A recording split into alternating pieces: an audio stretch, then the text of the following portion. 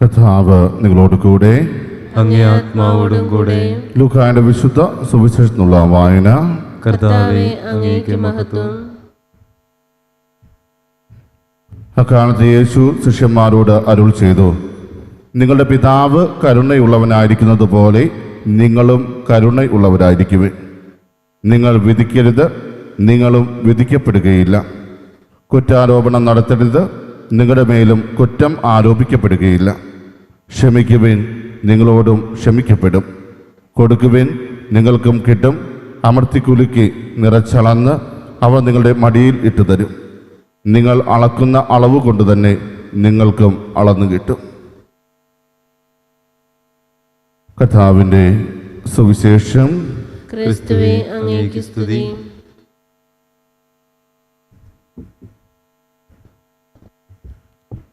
വിശാലത്തിന് സ്നേഹമുള്ളവരെ, ഇന്ന് തിരുസഭാ മാതാവ് നമ്മുടെ വിചിന്തനത്തിനായിട്ട് നമുക്ക് നൽകിയിരിക്കുന്ന വചനഭാഗം ലൂക്കായുടെ സുവിശേഷം 6-ാം അധ്യായം 36 മുതൽ 38 വരെയുള്ള തിരുവചനങ്ങളാണ്. യേശു തൻ്റെ ശിഷ്യന്മാരോട് പറഞ്ഞു കൊടുക്കുന്ന പ്രധാനപ്പെട്ട കാര്യങ്ങളായിട്ട് നമുക്കിതിനെ കണക്കാക്കുവാൻ സാധിക്കും. ആദ്യം തന്നെ തൻ്റെ ശിഷ്യന്മാരോട് പറയുന്ന ഒരു കാര്യം, നിങ്ങൾ കരുണയുള്ളവരായിരിക്കണം. കാരണം പിതാവായ ദൈവം എപ്രകാരമാണോ കരുണയുള്ളവനായിരിക്കുന്നത്, അതുപോലെ തന്നെ കരുണയുള്ളവരായിരിക്കുവാൻ നിങ്ങൾ ശ്രദ്ധിക്കുക. തൻ്റെ പരസ്യ ജീവിതകാലത്ത് 3 വർഷവും തൻ്റെ ജീവിതത്തിലൂടെ യേശു വെളിപ്പെടുത്തിയതും പിതാവായ ദൈവത്തിൻ്റെ കരുണയാണ്. എപ്രകാരമാണ് നാം മറ്റുള്ളവരോട് കരുണ കാണിക്കേണ്ടത്? അത് മറ്റുള്ളവർ ചോദിച്ചതിന് ശേഷമല്ല, മറിച്ച് കണ്ടറിഞ്ഞ് കരുണ കാണിക്കുന്ന കർത്താവിൻ്റെ മുഖം സുവിശേഷങ്ങളിൽ നമുക്ക് കാണുവാൻ സാധിക്കും. അതുകൊണ്ട് തന്നെയാണ് തൻ്റെ പ്രിയ ശിഷ്യന്മാരോടും യേശു പറഞ്ഞു കൊടുക്കുന്നത്, നിങ്ങളും കരുണയുള്ളവരായിട്ട് മാറുക. മറ്റുള്ളവരെ ആവശ്യങ്ങൾ തിരിച്ചറിഞ്ഞ് അവരുടെ ഇടയിലേക്ക് ഇറങ്ങിച്ചെല്ലുവാനും അവർക്ക് വേണ്ടത് ചെയ്തു കൊടുക്കുവാനും കഴിയുന്നവരായി നിങ്ങൾ മാറണം എന്ന് യേശു തൻ്റെ ശിഷ്യന്മാരോട് പറഞ്ഞു കൊടുക്കുകയാണ്. രണ്ടാമത് യേശു അവരോട് പറയുന്ന കാര്യം, നിങ്ങൾ വിധിക്കരുത്, നിങ്ങളും വിധിക്കപ്പെടുകയില്ല. പലപ്പോഴും നമ്മുടെ ഓരോരുത്തരുടെയും ജീവിതത്തിൽ നടക്കുന്ന ഒരു കാര്യം, നമ്മൾ മറ്റുള്ളവർക്കെതിരെ കുറ്റം ആരോപിക്കുവാൻ ഒത്തിരിയേറെ ആവേശം കാട്ടുന്നവരാണ്. മറ്റുള്ളവരെ കുറിച്ച് വളരെ മോശമായിട്ട് സംസാരിക്കുവാൻ നമുക്കൊത്തിരിയേറെ ഇഷ്ടമാണ്. ചിലരെ സംബന്ധിച്ച് അത് വളരെ തമാശയുള്ളൊരു കാര്യമാണ്. ഈ കുറ്റം ആരോപിക്കുവാൻ അല്ലെങ്കിൽ വിധിക്കുന്ന സ്വഭാവത്തിലേക്ക് കടന്നു വരുന്ന പലപ്പോഴും ഒരു കേട്ടറിവിൻ്റെ ഭാഗമായിട്ടായിരിക്കാം.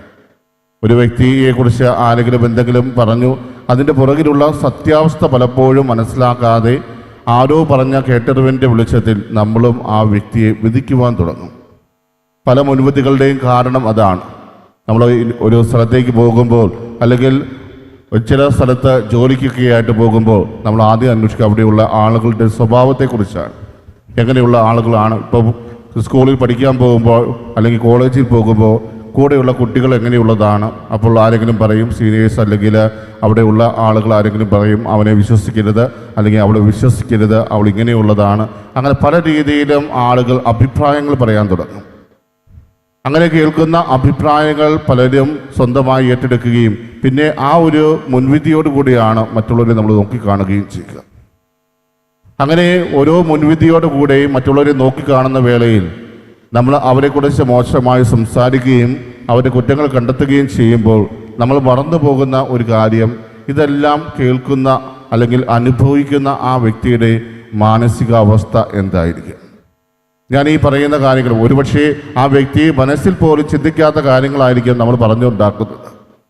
അങ്ങനെ വരുമ്പോൾ നമ്മുടെ വ്യക്തിബന്ധങ്ങളിൽ ഉണ്ടാകുന്ന വിള്ളലുകൾ എത്ര വലുതായിരിക്കുമെന്ന് നമ്മൾ ചിന്തിക്കാറില്ല. ആ വ്യക്തി കടന്നു പോകുന്ന വേദന എന്താണെന്ന് നമ്മൾ ചിന്തിക്കാറില്ല. അത് എത്രമാത്രം ആ വ്യക്തിയെ ബാധിക്കുന്നു എന്ന് നമ്മൾ ചിന്തിക്കാറില്ല. അതുകൊണ്ട് കർത്താവ് നമ്മോട് പറയുന്നതും അതാണ്, നിങ്ങൾ ആരെയും വിധിക്കാൻ പോകരുത്. നിങ്ങൾ വിധിച്ചു കഴിഞ്ഞാൽ നിങ്ങളും വിധിക്കപ്പെടും എന്ന് കർത്താവ് പറയുമ്പോൾ ഇതിനെല്ലാം തിരിച്ചടികൾ നിങ്ങളുടെ ജീവിതത്തിൽ നിങ്ങൾക്കുണ്ടാകും എന്ന ഒരു മുന്നറിയിപ്പ് കൂടിയാണ്. അതോടൊപ്പം തന്നെ കർത്താവ് അവരോട് പറയുന്ന ഒരു ആവശ്യമാണ്, ക്ഷമിക്കുക, നിങ്ങളും ക്ഷമിക്കപ്പെടും. പലപ്പോഴും നമുക്ക് ചെയ്യാൻ പറ്റാത്ത ഒരു മൂല്യമായിട്ട് നമുക്കിതിനെ കാണുവാൻ സാധിക്കും. ക്ഷമിക്കുവാനുള്ള മനസ്സ് എന്ന് പറയുന്നത് എല്ലാവർക്കും ലഭിക്കുന്ന ഒന്നല്ല. പ്രത്യേകിച്ച് നമ്മളെ ദ്രോഹിച്ച വ്യക്തികളോട് ക്ഷമിക്കുക എന്ന് പറയുന്നത് നമ്മളെ കൊണ്ട് ചിന്തിക്കുവാൻ പോലും പറ്റുന്ന ഒരു കാര്യമായിരിക്കില്ല. പക്ഷേ പല വ്യക്തികളും തങ്ങളുടെ ജീവിതത്തിൽ ഈ ക്ഷമയുടെ മൂല്യം എന്താണെന്ന് കാണിച്ചു തന്നിട്ട് യേശു തന്നെ കുരിശിൽ കിടക്കുന്ന വേളയിൽ പോലും തന്നെ ദ്രോഹിച്ചവരോട് ക്ഷമിക്കുന്നുണ്ട്. ഒറീസയിൽ ഒരു ഗ്രഹാം സ്റ്റെയിനെയും 2 ആൺമക്കളെയും കത്തിച്ചു കളഞ്ഞ സംഭവം നമ്മൾ ഒത്തിരിയേറെ വർഷങ്ങൾ മുമ്പ് വായിച്ചിട്ടുള്ളതാണ്.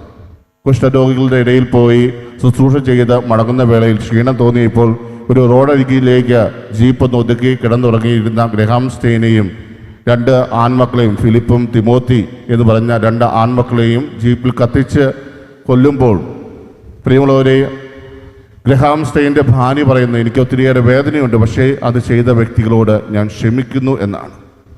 അത് കേട്ട വ്യക്തികൾക്ക് ഒത്തിരിയേറെ മാറ്റം അതുവഴി ഉണ്ടായി എന്നാണ് പിന്നീട് നമ്മൾ അറിയുക. നെൽസൺ മണ്ടേലയുടെ ജീവിതം നോക്കുകയാണെങ്കിൽ 20 വർഷം തന്നെ ജയിലിലിട്ട് പീഡിപ്പിച്ച അധികാരിയെ താൻ അധികാരമേൽക്കുന്ന ദിവസം വളരെ ആദരവോടെ കൊണ്ടുവരികയും അദ്ദേഹത്തിന് വേണ്ട പരിഗണന നൽകുകയും ചെയ്തപ്പോൾ അന്ന് അദ്ദേഹത്തിന് ലഭിച്ച ബഹുമാനം എന്ന് പറയുന്നത് വളരെ വലുതാണ്. കാരണം ക്ഷമിക്കുവാനുള്ള ശക്തി അദ്ദേഹത്തിനുണ്ടായിരുന്നു. പക്ഷേ ഈ ക്ഷമയുടെ അർത്ഥം പലപ്പോഴും നമുക്ക് മനസ്സിലാക്കുവാൻ സാധിക്കാതെ നമ്മൾ എന്താണ് ചെയ്യുന്നത്? നമ്മൾ ഉള്ളിൽ വെറുപ്പും വിദ്വേഷവും വച്ചു പുലർത്തും. എന്നോട് ആരെങ്കിലും തെറ്റ് ചെയ്തു കഴിഞ്ഞാൽ ആ വ്യക്തിയോട് ഒരിക്കലും ക്ഷമിക്കുവാൻ ഞാൻ തയ്യാറാകുന്നില്ല. എല്ലാ ദിവസവും നമ്മൾ ചൊല്ലുന്ന പ്രാർത്ഥന, സ്വർഗസ്ഥനായ പിതാവ് എന്ന പ്രാർത്ഥനയിൽ ഏറ്റവും കൂടുതൽ പ്രാധാന്യത്തോടെ പറയുന്ന ഒരു കാര്യം ക്ഷമിക്കുക എന്നുള്ളതാണ്. മറ്റുള്ളവരുടെ പാപങ്ങൾ ഞാൻ ക്ഷമിക്കുന്നില്ലെങ്കിൽ എൻ്റെ പാപങ്ങളും ക്ഷമിക്കപ്പെടുകയില്ല എന്നൊരു കണ്ടീഷൻ അതിൽ വച്ചിരിക്കുന്നത് തന്നെ ക്ഷമിക്കുക എന്നത് ഏറ്റവും പ്രധാനപ്പെട്ട ഒരു കാര്യമാണ് എന്ന് നമ്മളെ ബോധ്യപ്പെടുത്തുവാൻ വേണ്ടി. പക്ഷേ എല്ലാ ദിവസവും ആ പ്രാർത്ഥന ചൊല്ലുമ്പോൾ പോലും അതിൻ്റെ അർത്ഥം മനസ്സിലാക്കാതെ നമ്മൾ ചൊല്ലാറുണ്ട്.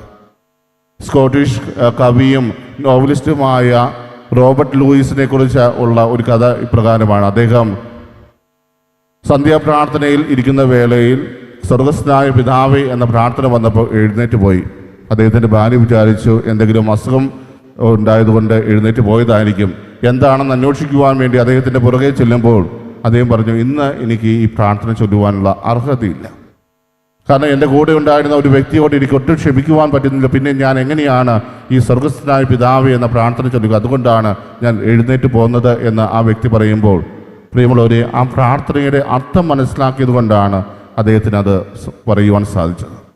ഇന്ന് പലപ്പോഴും നമ്മൾ സ്വർഗസ്ഥനായ പിതാവേ എന്ന പ്രാർത്ഥന ചൊല്ലുമ്പോൾ ഈ ക്ഷമിക്കുക എന്നതിൻ്റെ അർത്ഥം കൃത്യമായിട്ട് മനസ്സിലാക്കാതെ മനസ്സിൽ വെറുപ്പും വിദ്വേഷവും വെച്ച് പുലർത്തിക്കൊണ്ട് മുന്നോട്ട് പോകുന്നുണ്ടെങ്കിൽ, പ്രിയമുള്ളവരെ, കർത്താവ് നമ്മോട് വീണ്ടും ആവശ്യപ്പെടുന്നു, ക്ഷമിക്കുക, നിങ്ങളും ക്ഷമിക്കപ്പെടും.